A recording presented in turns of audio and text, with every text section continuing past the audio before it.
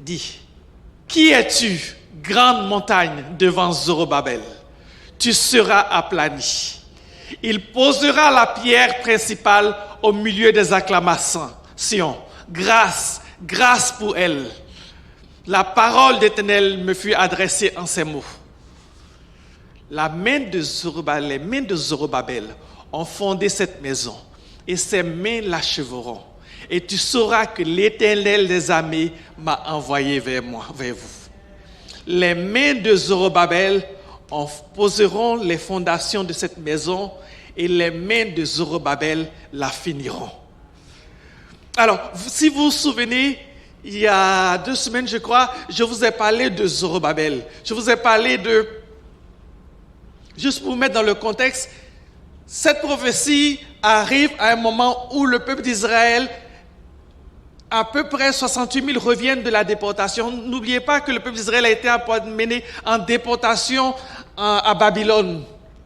Et Zorobabel, qui est descendant de David,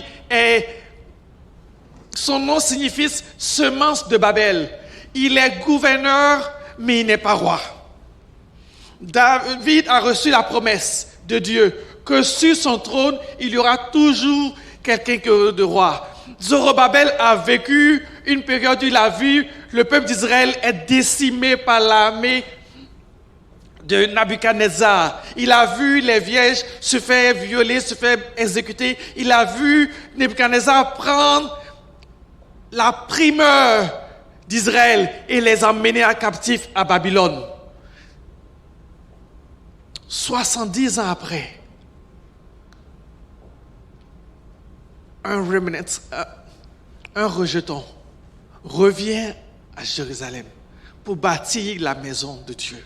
Ils reviennent, ils vont bâtir. Mais ils arrivent et ils sont pris par rapport à toutes sortes d'oppositions. Comprenez, quand ils reviennent, les Babyloniens ont mis le pays à sec. Ils ne reviennent pas dans une période où on dit l'économie va mal. Quand ils arrivent, il n'y a plus d'économie, il n'y a rien. Tout est détruit. Il y a un autre peuple qui habite en Israël, c'est ceux qu'on appelle aujourd'hui les Samaritains. Ils arrivent, tout est à terre et ils commencent à travailler pour bâtir la maison de Dieu. Et alors qu'ils commencent à travailler pour bâtir la maison de Dieu, ils se heurtent à toutes sortes d'oppositions. Si vous voulez voir les oppositions que le peuple d'Israël a vécues lorsqu'ils sont revenus de la captivité, allez lire également Néhémie. Vous allez voir l'opposition qu'ils ont eue avec Shambhala et Tobia. Ils se heurtent à toutes sortes d'oppositions. Les gens qui sont sur place les empêchent de bâtir la maison. Ils vivent même une famine. Tout va mal. Et c'est à ce moment-là que, comme j'ai partagé, à un moment donné, ils se découragent. Et on a vu comment est-ce que Agé vient pour les réconforter, pour qu'ils se remettent à bâtir la maison de Dieu. Alors ils arrivent dans un pays où tout va mal. En fait, l'histoire dit que la maison, la construction a été arrêtée pendant près de 18 ans. Voilà à quel point l'opposition était grande. Et c'est dans ce contexte-là que la parole de Dieu est adressée à Zacharie. Et la parole de Dieu est adressée à Zacharie de façon extraordinaire. J'aime ce que Dieu dit à Zacharie. Regardez, quand vous prenez le verset 1, j'aime parce que Zacharie, le prophète, dit que la parole vient, l'ange revient avec lui et l'ange le réveille. Il dit, le prophète lui-même doit être réveillé. Parce que ce qui va être annoncé est trop puissant. Et ma prière aujourd'hui, c'est Seigneur, réveille le prophète en nous. Réveille le prophétique en nous pour qu'on puisse voir ce que tu es en train de faire au milieu de nos problèmes. Au milieu de nos difficultés, Dieu veut réveiller le prophétique en nous. Parce que si je ne vois pas le ciel et que je regarde juste avec mes yeux humains autour de mes problèmes, je rentre dans la dépression. Je rentre dans le découragement. Je rentre dans l'aigreur. Et Dieu veut réveiller le prophète en nous. Et l'ange de l'Éternel vient réveiller le prophète Zacharie. Il réveille le prophète Zacharie à une période où tout va mal, où il y a de fortes oppositions. L'opposition est tellement forte que l'ange de Dieu lui-même parle. Il dit « grande montagne ». Alors, il réveille le prophétique et il montre à Zacharie des choses spirituelles que Zacharie lui-même ne comprend pas. Et il demande à Zacharie, il dit, est-ce que tu sais ce que ça veut dire? Zacharie dit, non, je ne comprends pas. Il dit, comment ça tu ne comprends pas? Comment ça se fait que toi, prophète, tu ne comprends pas ce qui se passe? Tu ne comprends pas les choses que je te montre. Zacharie dit, je ne comprends pas. Alors l'ange va se mettre à expliquer à Zacharie les choses. Et il dit, faut qu'on comprenne une chose, Zacharie. C'est que ce n'est pas par la force. Ce n'est pas par la puissance. Mais c'est par l'esprit. Lorsque je suis pris devant mes difficultés, lorsque je suis pris devant une grande montagne, lorsque je me rends compte que mes moyens humains ne suffisent pas, il faut que je me souvienne que ce n'est ni par la puissance, ni par la force, mais c'est par l'esprit. Il faut que je comprenne que les choses qui se passent par l'esprit. C'est pas, regardez, je vous ai dit que Agé et Zacharie se parlent, mais en fait, Agé et Zacharie se parlent et ils parlent également dans Matthieu parce que on est en décembre. J'aimerais vous faire un petit glimpse de la venue du Messie. Vous vous souvenez que lorsque les mages d'Orient sont allés voir Hérode dans Matthieu pour leur dire que le roi des Juifs vient de naître. Hérode voulait tuer Jésus, vous vous souvenez? Qu'est-ce qui s'est passé? Ça s'est passé encore par l'Esprit. Parce que c'est le Saint-Esprit qui allait avertir les mages pour leur dire « Sortez d'ici en cachette ». Parce que quand le Saint-Esprit commence à travailler, les puissances de ce monde ne peuvent rien faire. Hérode, avec toute son armée, n'a pas pu tuer Jésus. Pourquoi? Parce que le Saint-Esprit a parlé aux mages pour leur dire, ne retournez pas expliquer à Hérode le mystère de ce qui vient de se passer.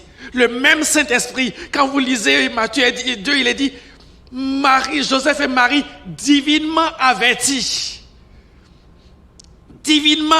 par le Saint-Esprit, sont allés en Égypte.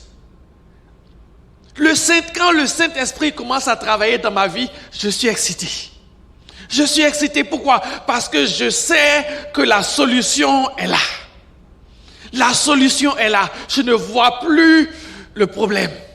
Ce que je vois, c'est Dieu qui agit. C'est Dieu qui agit. Et ce qui me frappe dans toute cette affaire, c'est que tu as un petit groupe d'Israéliens qui sont venus dans une terre désolée, désertique, qui essaient de rebâtir la maison de Dieu, qui vont plus tard essayer de rebâtir les murailles et qui vivent toutes sortes d'oppositions. Toutes sortes d'oppositions. Toutes sortes d'oppositions. Et quand vous regardez la vie de Jésus, on trouve une inconnue qui apparaît de nulle part, une jeune adolescente qui va recevoir la promesse qu'elle va apporter en elle le Messie. Un monsieur qui s'appelle Joseph, qui est un simple charpentier, qui n'a pas grand-chose, mais qui va, avec Marie, être les parents du Messie. Et je veux dire à tous les Joseph, à toutes les Maries, qui se disent, moi, j'ai pas grand-chose. Zacharie 4 nous dit, ne méprise pas les petits commencements. Ne méprise pas les petits commencements. Peut-être que tu es dans une situation où tu regardes ce que tu dis, je n'ai pas grand-chose. Et tu as raison, tu n'as pas grand-chose. Mais ce qui compte, ce n'est pas le petit, ce n'est pas le commencement, c'est la fin. Le Saint-Esprit est là, on l'a chanté. Quand le Saint-Esprit est là, le petit commencement va donner grande chose. La petite Marie va donner le grand Jésus. Et regardez, le Zorobabel qui est gouverneur, qui n'est pas roi, qui a vécu toute la déportation. Il ne sait pas lui-même qu'est-ce qu'il porte en lui. Si vous voulez voir le mystère qui est caché en Zorobabel, je vais vous inviter à prendre avec moi Matthieu chapitre 1. Je dois le confesser, c'est un des passages que pendant longtemps j'ai trouvé le plus plate de la Bible. Matthieu chapitre 1, prenez-le ensemble. Matthieu chapitre 1 à partir du verset 1, vous allez voir, quand je vous dis que c'est un passage que je confesse que je n'aimais pas lire, vous allez le réaliser, c'est la généalogie de Jésus. C'est des noms après des noms et après des noms. Alors est-ce que vous voulez qu'on fasse l'exercice de le lire ensemble? Vous allez comprendre pourquoi est-ce que je dis que les petits commencements sont importants. Généalogie de Jésus. Fils de David, fils d'Abraham. Abraham engendra Isaac. Isaac engendra Jacob. Jacob engendra Judas et ses frères. Judas engendra Tamar, Pharès et Zara. Pharès engendra Esrom. Esrom engendra Aram. Aram engendra Abinadab. Abinadab engendra Naasson. Naasson engendra Salmon. Salmon engendra Boaz et Rahab. Boaz engendra Obed et Ruth. Obed engendra Isaïe. Isaïe engendra David. Qu'est-ce qui est intéressant de cette affaire? On peut continuer? Le roi David engendra Salmon de la femme d'Uri. Salmon engendra Roboam. Roboam engendra Abia. Abia engendra Asa. Asa engendra Josaphat. Josaphat engendra Joram. Joram engendra Ozias. Ozias engendra Jonatham. Jonatham engendra Akaz. Akaz engendra Ézéchias. Ézéchias engendra Manassé. Manassé engendra Amon. Amon engendra Josias. Josias engendra Jéconia et ses frères. Au temps de la déportation à Babylone. Oh, on s'approche. Après la déportation à Babylone, Jéconia engendra Salatiel. Salatiel engendra Zorobabel. Est-ce que vous réalisez que Zorobabel, qui se retrouve dans une période où il voit toutes ces oppositions devant lui, il ne réalise pas qu'en dedans de lui se trouve la semence du Messie. Il ne réalise pas que moi je suis ici. Je dois rebâtir une cité qui est ravagée. Je fais face à de grandes montagnes, mais en dedans de moi se trouve le Messie. Et à tous ceux qui vivent des difficultés et qui regardent la montagne, j'aimerais vous dire qu'en dedans de toi se trouve le Messie. En dedans de toi se trouve le Seigneur. La semence de Dieu repose au-dedans de toi. C'est pour cela que l'ennemi t'attaque. C'est pour cela que l'ennemi s'en prend à toi. C'est pour cela qu'il y a autant d'opposition. Et c'est pour cela que l'ennemi ne veut pas, vous savez, l'ennemi ne veut pas que tu réalises qui tu es. L'ennemi ne veut pas que tu réalises qui tu es. Parce que comme Zorobabel, en dedans de toi se trouve la semence du Messie. Se trouve la semence de celui qui va régner à jamais. Le roi des rois, le seigneur des seigneurs, l'éternel. Celui qui va régner simplement, non seulement sur Israël, mais qui va régner sur le monde entier. Qui va régner sur la mort. Qui va mourir et qui va prendre les clés du séjour des morts. Zorobabel porte sa semence. Zorobabel porte sa semence. Et Zacharie vient et il dit, ne méprise pas les petits commencements. Peut-être que tu as commencé un ministère et puis tu regardes et puis c'est petit, tu as l'impression que ça avance pas. Dieu est là. Dieu est là. Ne regarde pas l'opposition. L'opposition est là pour te distraire. Vous savez, voilà l'erreur qu'on fait. Je l'ai réalisée cette semaine quand je priais. Je dois le confesser, ça fait longtemps que je n'ai pas compris. La Bible dit que Satan est appelé l'accusateur. Vous me suivez? Et l'accusateur, tout ce qu'il fait, c'est nous accuser. Le problème, c'est que à la cour, quand vous allez à la cour, il y a un accusateur, il y a un avocat. Qui est notre avocat? C'est Jésus. Et qui est notre juge? C'est Dieu. Oh, heureusement, le pasteur est là. Notre juge, c'est Dieu. Qui est-ce qui a le dernier mot lorsque le procès est fini? C'est l'accusateur ou c'est le juge? C'est le juge. Donc, tout ce que l'accusateur dit là, c'est validé seulement par le juge. N'est-ce pas? Et qu'est-ce que le juge dit de moi? Il dit que je suis la prunelle de ses yeux. Il dit que je suis son bien-aimé. Il dit qu'il m'aime. Il dit qu'il a donné son fils pour moi. Il dit qu'il est patient avec moi, malgré mes fautes. Donc, laisse l'accusateur t'accuser. C'est son travail. Laisse Satan faire son travail. Mais il faut que tu saches qu'à la fin, quand il a fini de t'accuser, le juge dit que tu es son bien-aimé. Pourquoi tu te laisses distraire et que tu prends le verdict? C'est pas le juge qui donne le verdict. C'est pas l'accusateur qui donne le verdict, c'est le juge. Le juge donne le verdict. Le juge dit que tu es son bien-aimé, qui t'a sauvé, que tu vas régner avec lui pour l'éternité. Saisis cette promesse, ne saisis pas l'accusation de l'accusateur. Parce que l'accusateur essaie de nous distraire par rapport à qui nous sommes. Par rapport à qui nous sommes. C'est pour cela que tu ne peux pas mépriser les petits commencements. Tu es petit, d'accord. Tu es pauvre, d'accord, mais ton Dieu est riche. Tu es malade, je suis d'accord, mais ton Dieu guérit. Tu es triste, je suis d'accord, mais ton Dieu, le Saint-Esprit apporte sa joie. Tu es seul, je te comprends, mais le Saint-Esprit est le consolateur. Il est ton ami préféré, il va te consoler.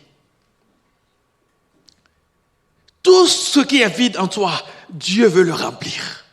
Dieu veut le remplir. Ne cherche pas à remplir le vide en toi à travers les frères et les sœurs.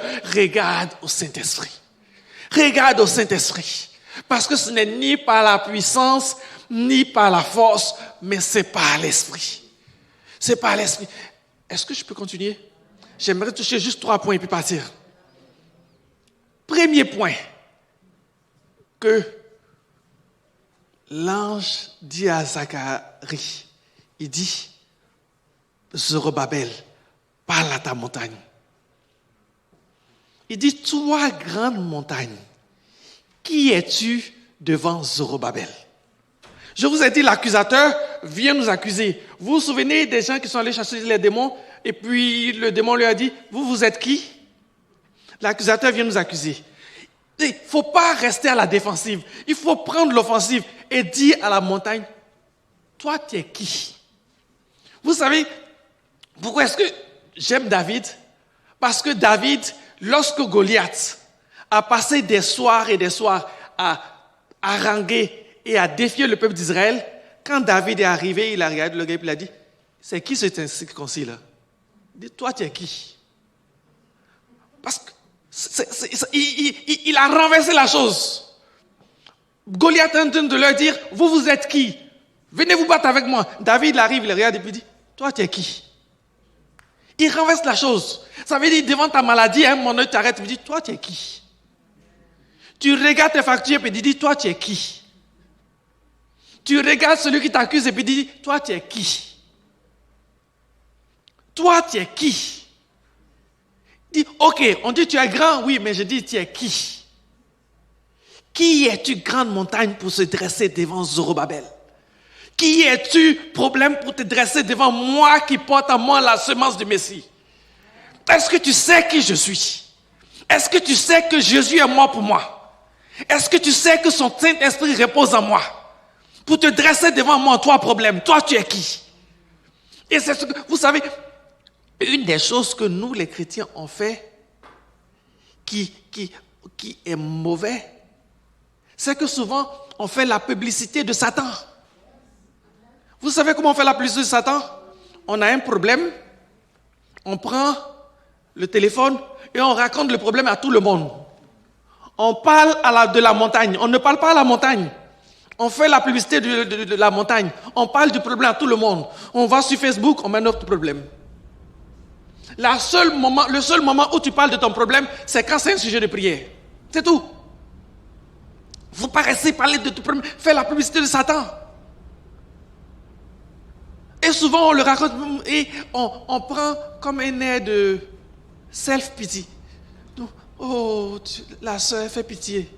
Ma sœur, du courage, du courage, du courage. Du courage, ça ne va pas libérer ton problème. Depuis qu'on t'a dit du courage et puis ton problème a été résolu. Parle à ton problème. J'ai besoin du Saint-Esprit agisse. Et je dis à mon problème, toi, tu es qui? Il dit, qui es-tu, grande montagne, pour se dresser devant Zorobabel? Qui es-tu, grande montagne? Tu es grand, c'est ce que le monde dit? Oui, mais tu es qui? C'est pas ta grandeur qui m'impressionne, ce que je veux savoir, c'est qui tu es. Parce que souvent, il faut réaliser, l'ennemi fait du bruit. L'ennemi fait du bruit.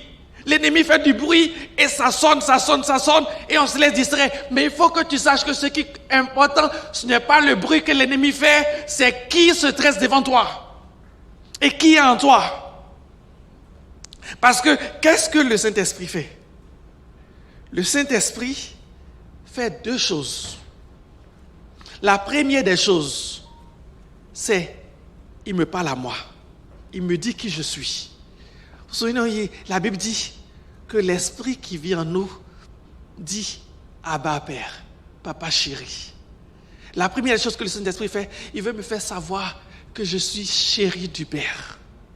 Que le Père, comme on dit en québécois, il m'aime au bout. Il m'aime tellement que c'est comme si Dieu te regarde et qu'il fait je t'aime trop. C'est ce que le Saint-Esprit qu'on réalise. Que le Saint-Esprit même, c'est pour ça qu'il dit Abba Père, Papa chéri. Ça c'est la première chose. Quand le Saint-Esprit m'a parlé ainsi, vous vous souvenez quand Jésus va se baptiser, le Saint-Esprit descend sur lui comme une colombe. Ça c'est le Saint-Esprit se manifeste en moi. Avec toute douceur, avec passion, pour me montrer l'amour du Père. Mais le même esprit qui descend sur moi comme une colombe, lorsqu'il va vers mes ennemis, il va comme un feu dévorant. Il va avec puissance. Parce que Jésus dit à ses disciples, il dit, vous recevez une puissance, le dynamisme. Quand le Saint-Esprit vient vers moi, il vient comme puissance. Il vient, regardez, à la Pentecôte. Pierre, qui avait peur, le Saint-Esprit descend sur lui. Il le rassure, il sort, Pierre n'a plus peur. Le Saint-Esprit calme sa peur. Pierre peut prêcher devant la foule. La foule qui est là, le Saint-Esprit agit avec puissance et des milliers de personnes se convertissent. Ça, c'est ce que le Saint-Esprit fait par rapport à l'ennemi. Et il est bon qu'on dise, montagne, tu es qui? Tu es qui? C'est tellement important qu'on réalise que Dieu... J'aimerais qu'on retourne pour reprendre Zacharie, verset 4. Zacharie, chapitre 4 plutôt. À partir du verset 7. Qui es-tu, grande montagne, devant Zorobabel? Tu seras aplani. Première des choses, il s'adresse à la montagne. Deuxième des choses, il dit à la montagne la fin de toutes choses. Tu seras aplani. Tu seras aplani. J'aime ce dicton qui dit, quand l'ennemi te rappelle ton passé, rappelle-lui son futur. Il dit, problème, tu vas partir. Opposition, tu vas partir. Il dit, montagne, tu seras aplani. Est-ce que vous pouvez répéter avec moi? Montagne, aplani. Montagne, tu seras aplani. Montagne, tu seras aplani. Il faut qu'on dise à l'ennemi parce que l'ennemi a tendance à nous faire croire qu'il a oublié ce qui va lui arriver à la fin. Et il dit, montagne, tu seras aplani. Vous savez, je vous ai dit que l'opposition était tellement forte que pendant 18 ans, la construction s'est arrêtée. Alors, imaginez ceux qui ont quitté la Babylone, qui sont venus en Israël, en se disant, on est venu pour faire la volonté de Dieu. Puis il y a tellement d'opposition, pendant 18 ans, tout s'arrête. En fait, ça s'est arrêté, il a fallu que le roi Darius écrive une autre lettre pour dire qu'il autorise le peuple d'Israël à se remettre à construire. Pendant 18 ans, tout s'arrête. Tout s'est arrêté. Mais vous savez quoi? Ce n'est pas parce que c'est arrêté que ça veut dire que c'est fini. Ça, j'aimerais dire ça à quelqu'un aujourd'hui. Ce n'est pas parce que les choses se sont arrêtées dans ta vie que ça veut dire que tout est fini. Ce n'est pas parce que tu as un stop au niveau financier que ça veut dire que tout est fini. Ce n'est pas parce qu'il y a une pause au niveau de tes affaires que ça veut dire que tout est fini. Ce n'est pas parce que ton mariage stagne que ça veut dire que ton mariage est fini. Ce n'est pas parce que ta santé est en pause que ça veut dire que tout est fini. Un stop, c'est un stop. Je ne sais pas, mais quand je conduis, que je vois arrêt, je m'arrête, je freine et je redémarre. Quelques-uns ici sont arrivés à un moment où le Dieu a permis qu'il y ait un stop. N'éteins pas le moteur de ta voiture. N'éteins pas le moteur de ta voiture. N'éteins pas le moteur de ta voiture. Tu dois redémarrer. Parce que la montagne va être aplanie. Je ne sais pas à qui ce message est, mais je sais que quelqu'un a besoin d'entendre cela. Quelqu'un est à un niveau, un stop, et il s'est dit, ça ne bouge plus dans ma vie. Ça ne bouge plus dans ma vie. Et je me demande, qu'est-ce qui vient plus tard? Je te dis, la montagne va être aplanie. Le chemin, en fait, ta montagne a déjà été aplanie à la croix du Calvaire. Jésus dit, tout est accompli. Donc, garde le pied sur la pédale d'accélération. Parce que tu vas continuer. Tu vas continuer à avancer. C'est juste un arrêt. Ça ne veut pas dire que tout est fini. Vous savez, il y a un grand entraîneur de baseball qui a dit une phrase qui est restée dans la légende. Ils disent « Nothing is finished until all is finished ».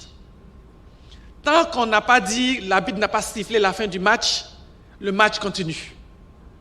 Tant que tu es sur cette terre que tu vis, que Dieu n'a pas dit « Mon fils, Jacob, viens auprès de moi ». Tant que le Père Céleste t'a pas rappelé, le match continue.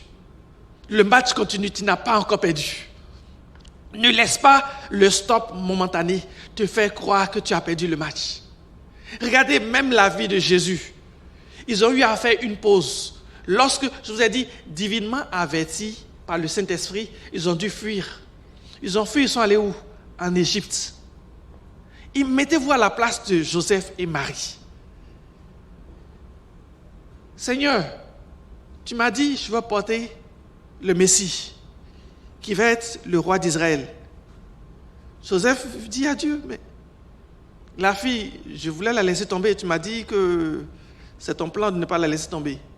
Là, je me retrouve immigrant, à aller vivre dans un pays qui n'est même pas le mien, dont peut-être je ne comprends même pas la langue.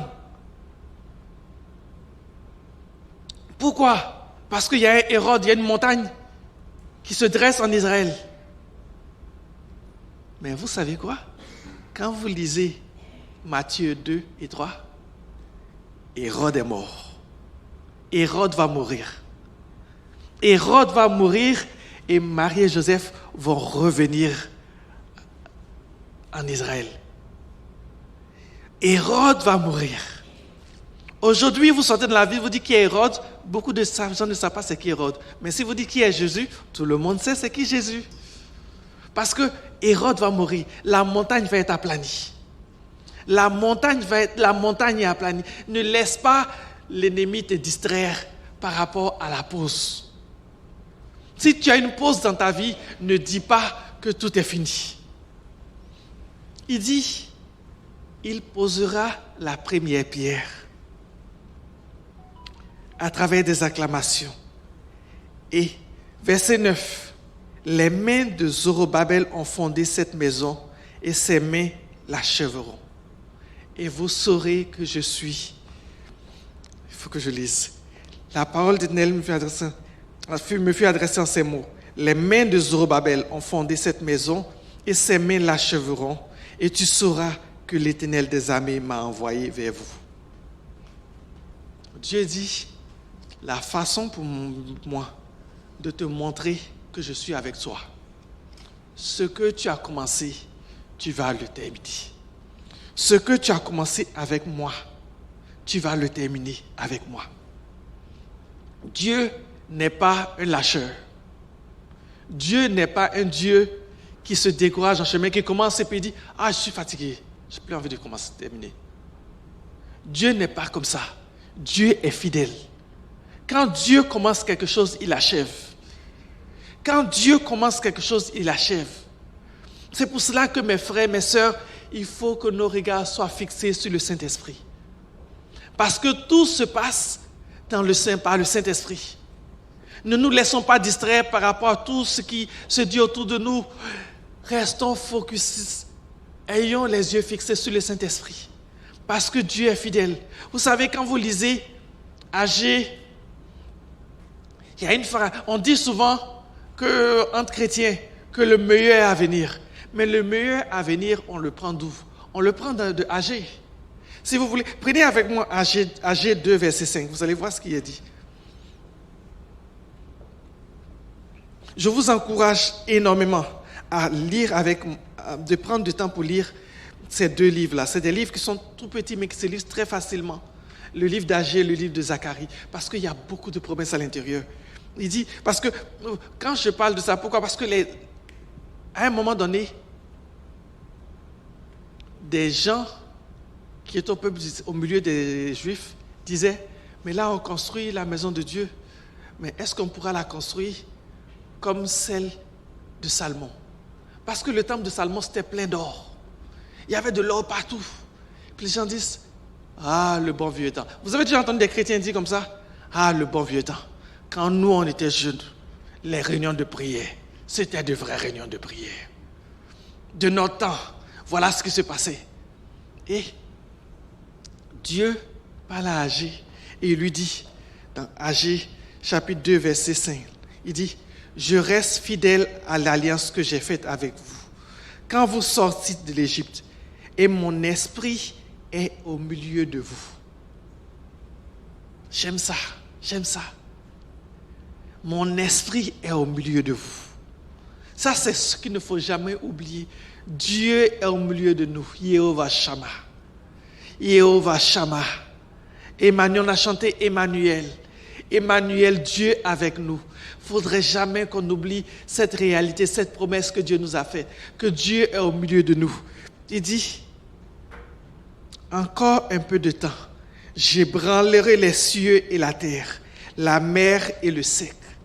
Ta montagne, il dit la montagne va être ébranlée.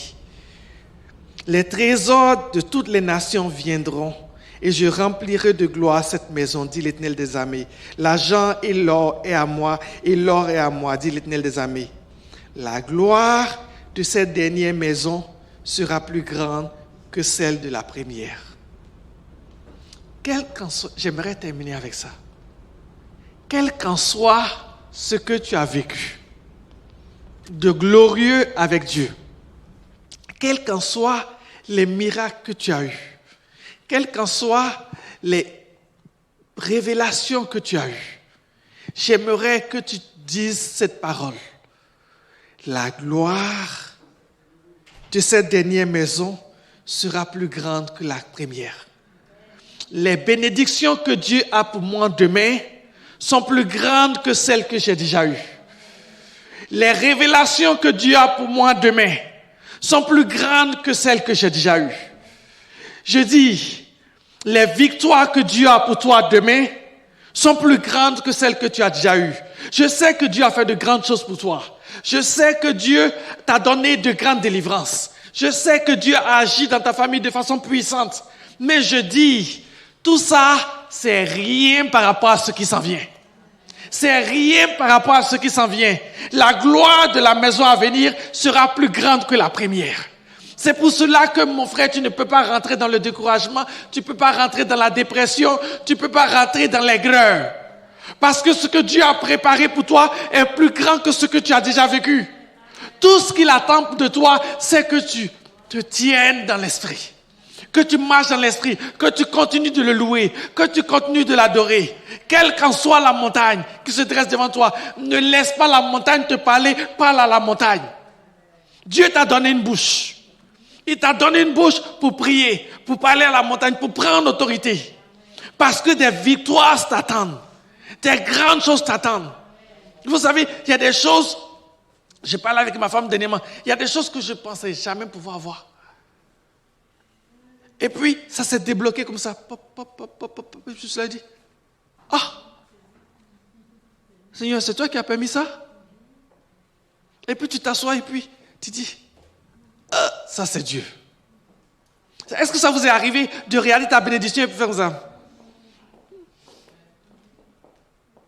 Parce que il y a des gens qui sont ici, qui ont été bénis de bénédictions qu'ils ne méritent même pas. Tu as eu une promotion qui n'était même pas pour toi, que quelqu'un de plus intelligent que toi devait avoir, mais Dieu t'a donné. Il y a des gens qui ont épousé des maris qui n'étaient même pas le mari que tu devais épouser. Tu as eu une belle femme qui aime le Seigneur, et quand tu la regardes prier, tu dis, Seigneur, tu es bon. Tu es bon. Parce que toi-même, tu sais que tu n'es pas aussi bon que ça. Mais Dieu t'a donné un conjoint qui est passionné pour lui. Tout ça pour te montrer que j'ai encore de meilleures choses pour toi. J'ai encore de meilleures choses pour toi.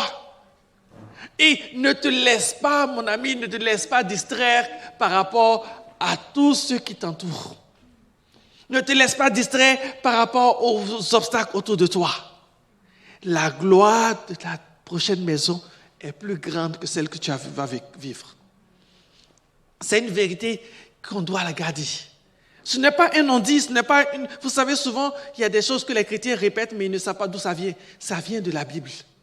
Ça vient de la Bible. Ça vient de la Bible. Ne laisse pas la dépression, ne laisse pas la tristesse t'avoir. Ça, c'est l'ennemi qui parle, c'est l'accusateur. C'est l'accusateur. Dieu est bon. J'aimerais juste terminer sur cela. Dieu est bon. Est-ce qu'on peut se lever ensemble pour prier Dieu? J'aimerais encore demander au groupe de louanges de venir. De revenir.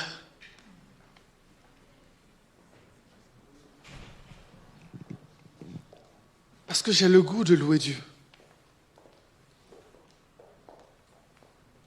J'ai le goût de louer Dieu.